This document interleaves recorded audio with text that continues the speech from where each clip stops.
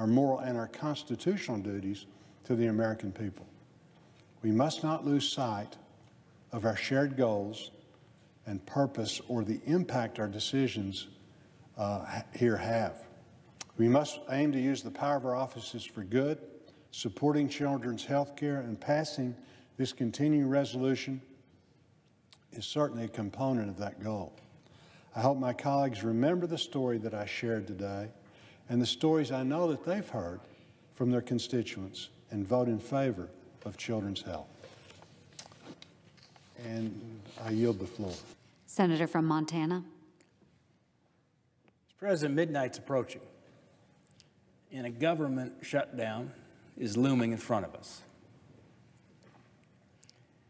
And I'd say there's, as we can tell in this city, there's not a lot of things that senators will agree on. But I think there's one thing that just about every senator I've spoke with does agree on, and that is we have a budgeting and spending process that is broken. In fact, the first bill I introduced in Congress was a bill that simply said if members of Congress can't pass a balanced budget, they shouldn't get paid.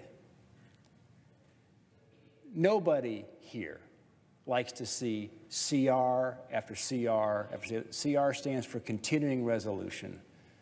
Think about it. We have a government that starts its fiscal year every year on October 1st.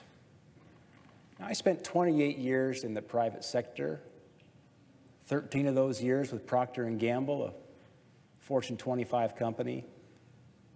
Spent time in a small family business. Spent time as part of a cloud computing startup that we grew over 1,000 jobs, took the company public. So I've had a lot of experience in budgets, managing spending, ensuring that you actually take in more money than you spend, because that's called profit in a business. But here in Washington, D.C., we are now October, November, December, middle of January. We're 3.5 months into the fiscal year without having nailed down the spending plan. It's broken. That needs to be reformed. And on a more optimistic note, there's a group of Republican and Democrat senators who are having discussions about how to change the way the budgeting and spending works here in Washington, D.C. to deliver a better outcome for the American people. But here we are at this moment, just hours away from a looming government shutdown. And so whether we're in business or dealing with issues in personal life, we have a choice to make right here in front of us. A choice that we have to make in less than 7 hours.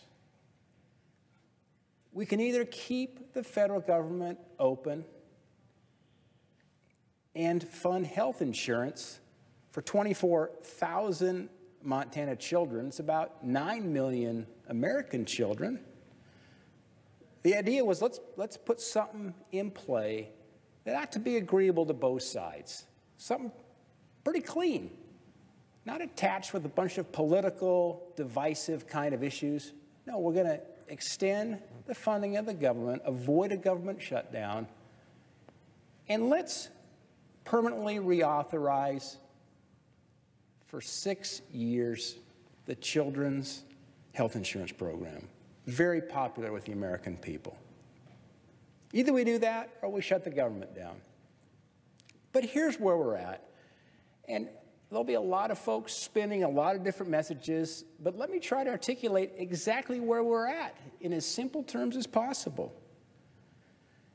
The House has passed an agreement to keep the lights on and to fund children's health insurance. They passed it. The President has said he will sign that agreement to keep the lights on and to fund children's health insurance. So the House has passed it. The President says he'll sign it. So now it's up to this body. Will we get 60 senators? It will take Republicans and Democrats. Because there's only 51 Republican senators, and the rules of the Senate require 60. Will we get 60 senators, a good bipartisan vote, to keep the lights on and fund children's health insurance? That's the question. And we've got less than 7 hours to figure that out. I implore my Democratic colleagues not to follow their leader, who insists that DACA and illegal immigration gets fixed today in the next 7 hours. We all know illegal immigration is a very important issue for our nation. It has to be addressed. We must secure our borders, and we must resolve this issue. But let's keep it all in perspective. In my home state of Montana, there are less than 100 DACA residents versus 1 million Montanans who would be hurt by a government shutdown, by men and women who wear the uniform.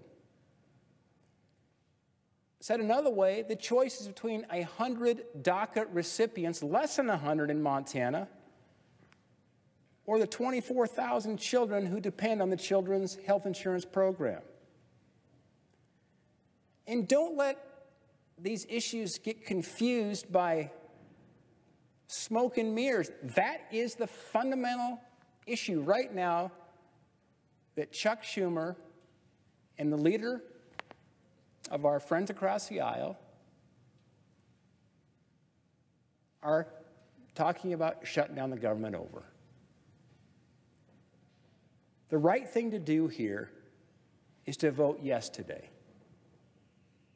Let's continue to fund the government while we work to address these issues related to illegal immigration and border security. I think Senator Langford was down here earlier.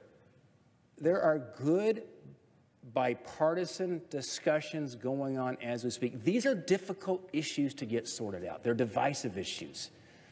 But I think there's a path forward. But to say that it has to get solved tonight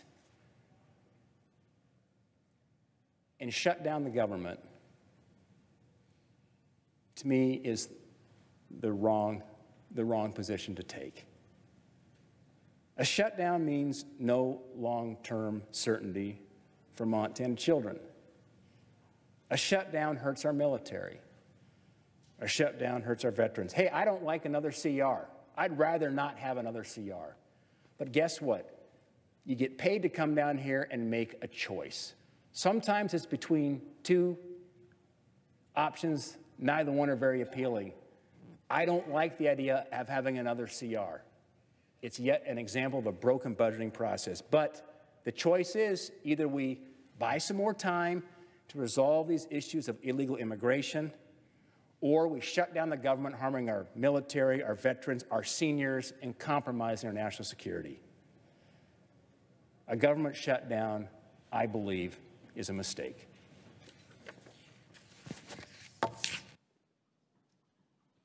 Madam President, I rise tonight to talk about some of the issues we're facing tonight as we approach a deadline tonight. But I really wanted to start with one observation about where we are and where we could be in the next couple of days. Some of the debate is focused on simply what could happen at midnight were there to be a shutdown of the federal government. But there's another alternative, of course, and that's two really, either to have an agreement that would carry forward before the deadline. That's, in my judgment, less likely to happen. I don't think anyone believes that will happen necessarily. But the other option, of course, is to have a number of days ahead of us agree upon 3 days, 4 days, whatever the leadership and the two sides can agree to continue negotiations, because, of course, we have a range of issues.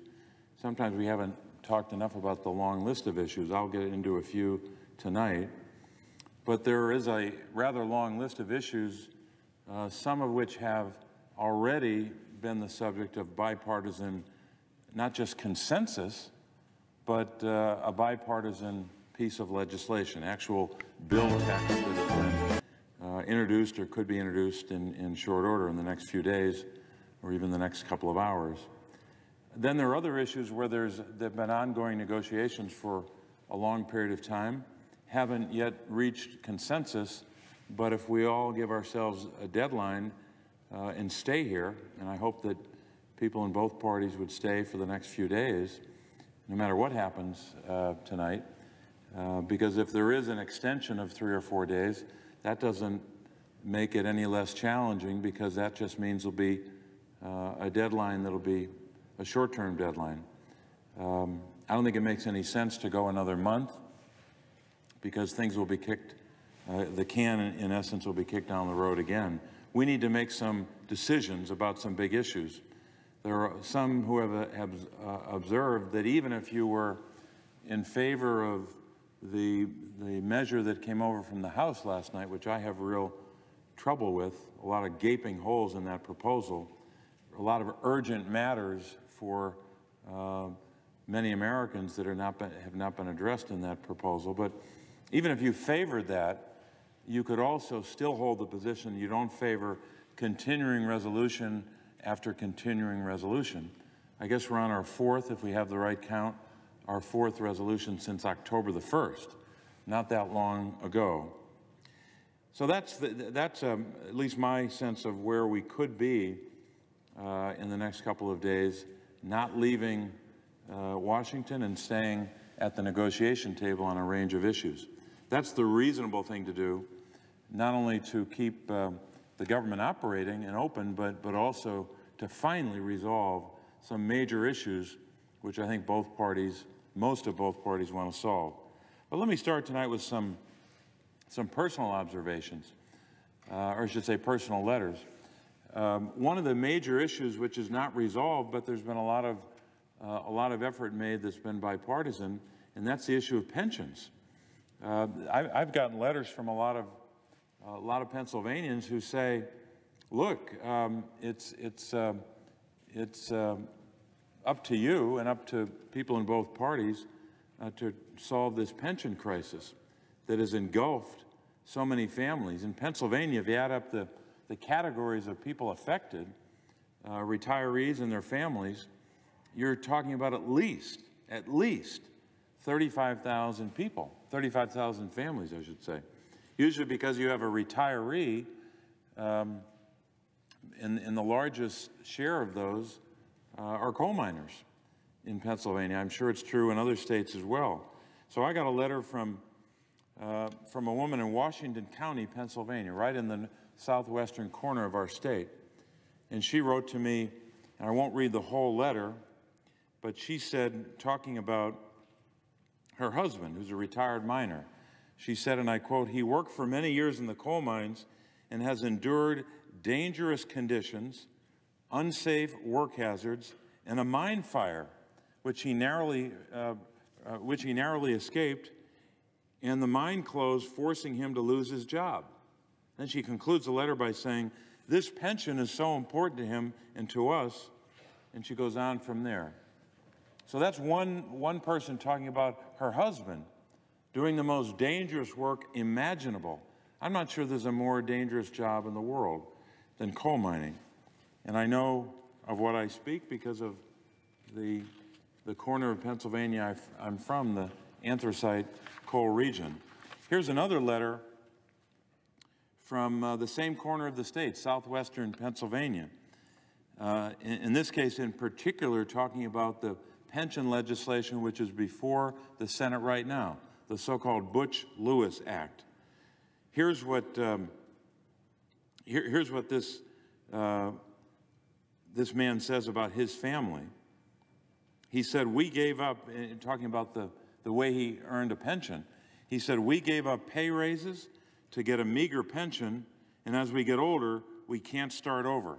Please pass the Butch-Lewis Act." A third letter, also from southwestern Pennsylvania, in this case from Westmoreland County, just to the east of Pittsburgh, one county over from where Pittsburgh is. This individual talks about the pension that he received. Said, "I'm facing pension cuts that will have an immediate and devastating impact on my family." And he goes on from there. We have even more letters.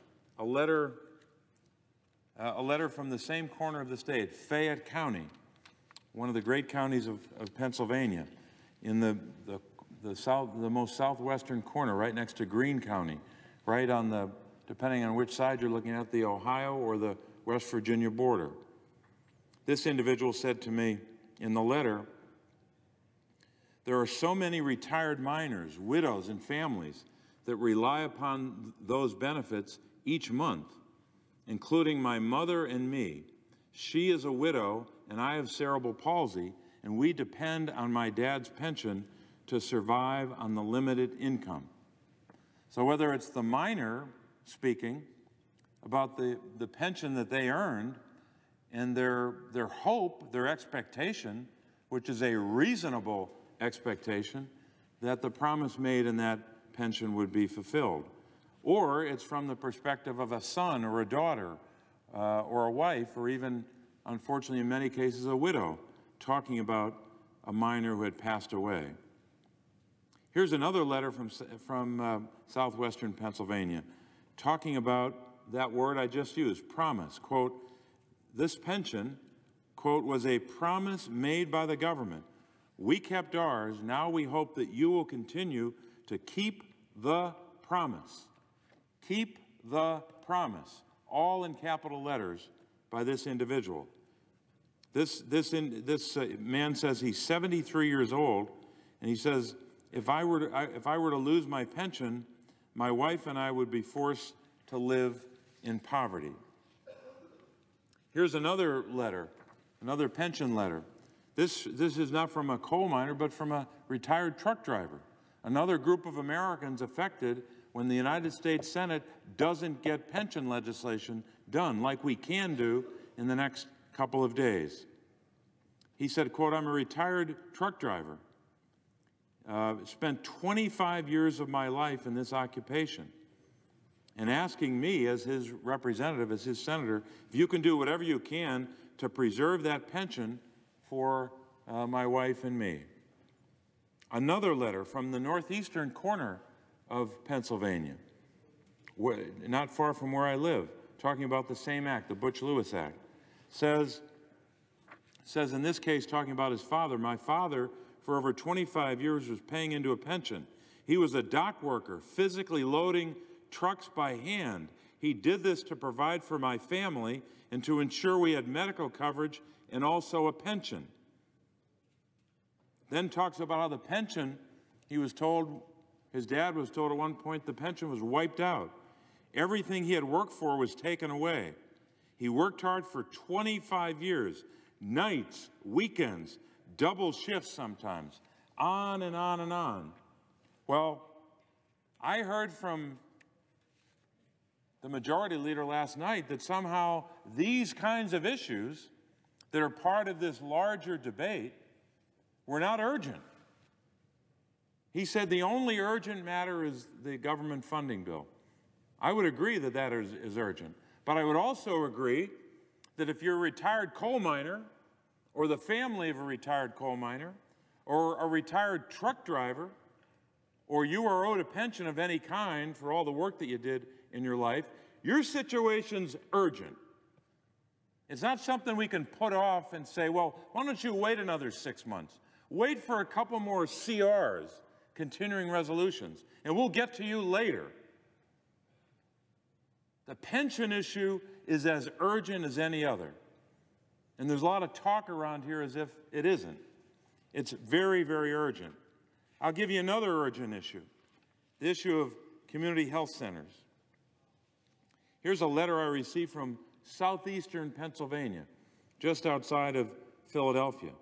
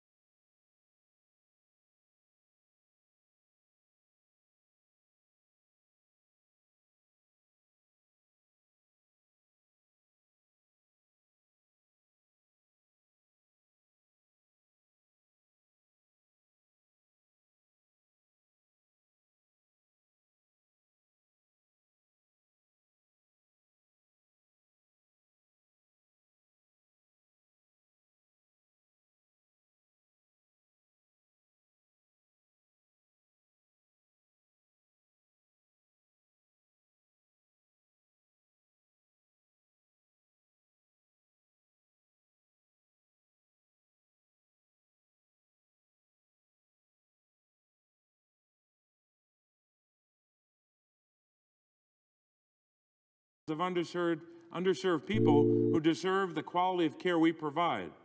They have lives filled with trauma and in turn suffer from social, physical, and behavioral issues that will go untreated if funding for community health centers goes away. I guess that's not urgent. If you rely upon a community health center for your health care, it is urgent. It's every bit as urgent as anything we've talked about in the last couple of days and weeks. The House bill does nothing on that. Nothing for minors' pensions, nothing for pensions, nothing on community health centers. And we're supposed to just accept that and move on and have another continuing resolution when they don't even address it in their proposal. Here's another letter about community health centers, talking about the patients living in rural and underserved areas, who are in areas where there is a great need for health centers. I guess it's not urgent for those folks in rural areas who depend upon these health centers. As I said in